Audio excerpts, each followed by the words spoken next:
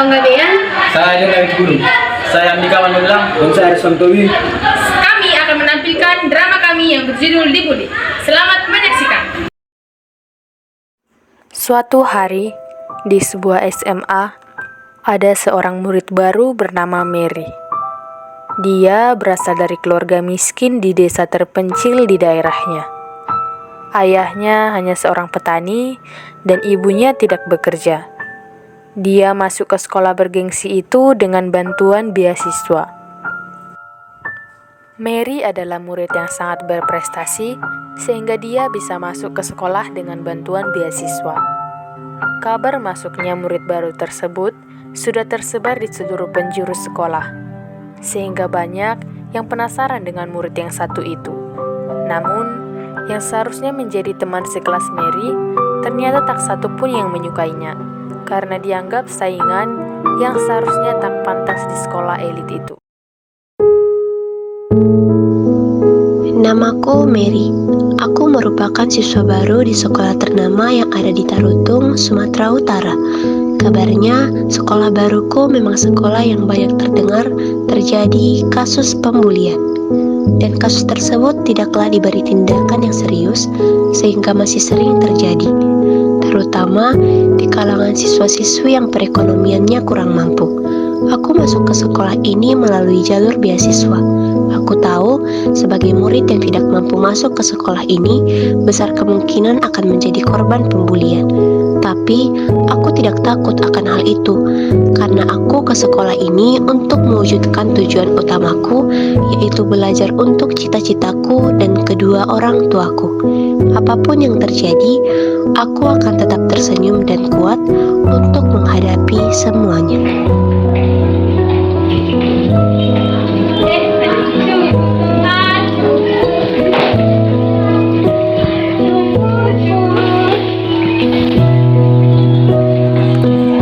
Hari pertama masuk sekolah, Mary sudah disambut oleh para pembuli itu. Dia sudah tahu bahwa dia akan diperlakukan seperti itu.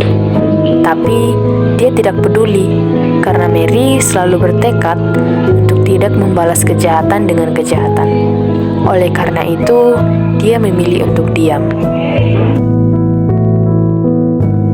Mary melalui hari pertamanya di sekolah baru dengan banyak kejutan yang sudah ia duga. Dia menjadi korban bully dari teman di kelasnya. Tak satu pun orang yang mau berbicara dengannya. Semua teman sekelasnya bahkan menganggap dia tidak ada. Kini adalah hari kedua Mary di sekolah barunya.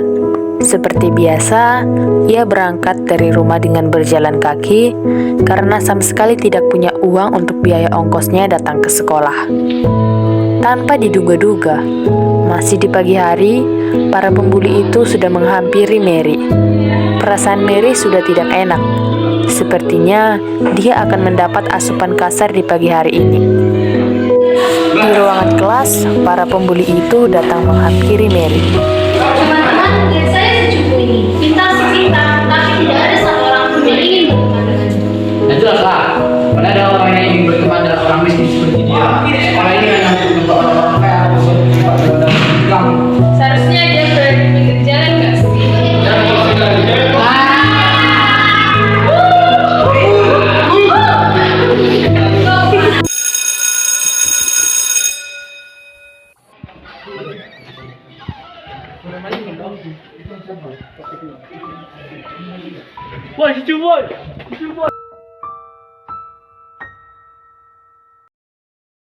Merasa paling kuat, merasa besar, merasa lebih dari segalanya. Tindak penindasan yang berujung pada kekerasan. Kita tak pernah tahu perasaan orang yang telah kita rendahkan. Banyak anak mengalami kecemasan sosial dan depresi sebagai akibat langsung dari intimidasi. Hari demi hari, Mary selalu tertekan di sekolahnya. Tak satu pun murid yang bersikap baik kepadanya. Semuanya selalu merendahkan dan mencaci, bahkan melakukan tindak kekerasan kepada Mary.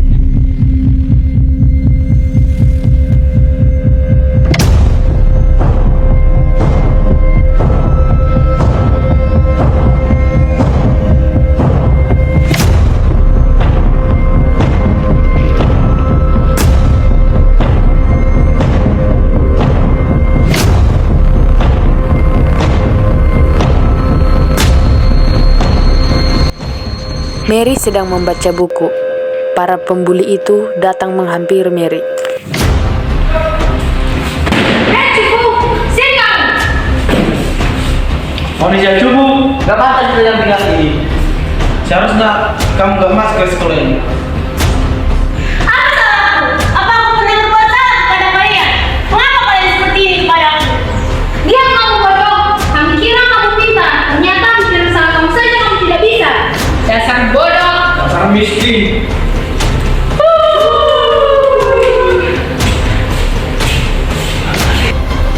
Mary selalu saja mendapat hinaan dari teman-temannya, baik hinaan latar belakang keluarga, hinaan kondisi perekonomian, dan bahkan hinaan fisik yang tak henti-hentinya. Dia selalu ditertawakan, selalu diolok-olokkan, dan tak pernah dihargai. Kita tak pernah tahu perasaan orang yang kita hina dengan perkataan. Banyak dari mereka yang telah diintimidasi. Masihkah kau berlanjut untuk sekedar memuaskan hatimu yang kau agungkan? Tindak penindasan yang kau lakukan hanya akan berujung pada luka. Hati yang tergores hanya berujung pada kejiwaan yang tidak berisi.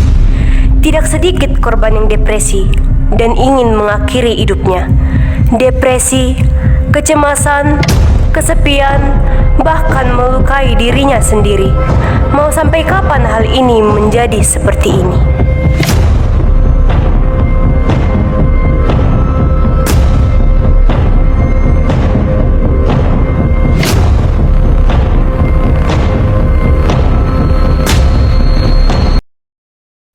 Berita kematian Mary tersebar di sekolah tanpa alasan yang jelas. Semua siswa-siswi bahkan guru bertanya-tanya, ada apa di balik semua ini? Namun tidak dengan Rahel dan teman-temannya yang belum mengetahui hal itu. Mereka dengan rencana jahat selanjutnya menunggu dengan tenang di meja Mary. Sampai pada akhirnya berita kematian itu tersebar ke telinga Rahel dan teman-temannya. Mereka kaget dan takut. Apakah kematian ini terjadi karena ulah mereka yang selalu mengganggu Mary?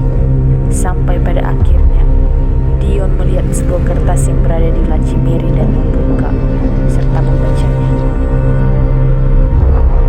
Rabu, 17 Mei 2023. Kupikir adalah hari yang paling bahagia di mana aku bisa masuk ke sekolah impianku dengan beasiswa yang telah lama kuperjuangkan, di mana tempat aku menuntut ilmu dan mewujudkan cita-citaku dan cita-cita orang tuaku terhadapku. Namun, ternyata aku salah. Itu adalah awal penderitaanku yang tak pernah kubayangkan sebelumnya.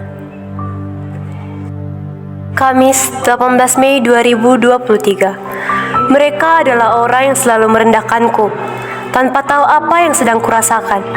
Menghinaku, memukulku, mencaci, dan bahkan melukaiku.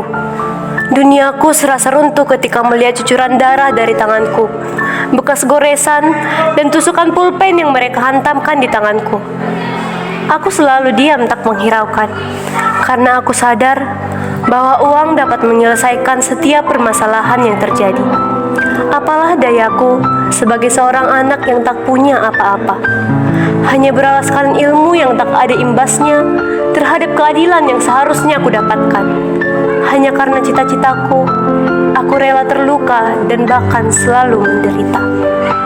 Jumat, 19 Mei 2023 adalah hari ketiga penderitaanku di sekolah ini.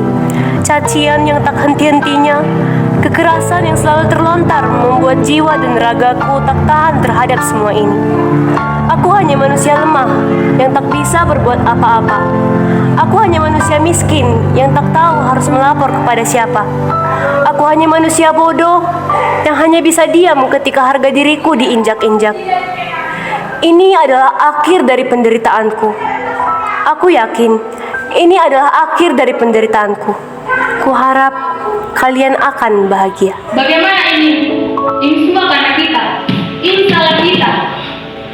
Aku bahkan tidak tahu kalau semuanya akan berakhir seperti ini. Ternyata kita salah. Kita salah menilai orang.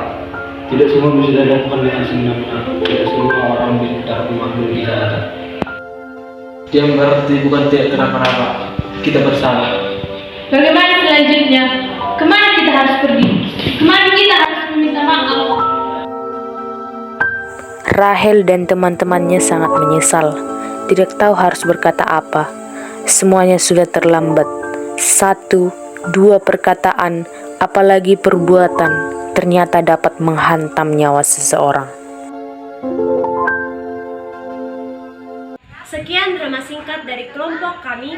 Apabila ada kesalahan, mohon dimaafkan. Terima kasih.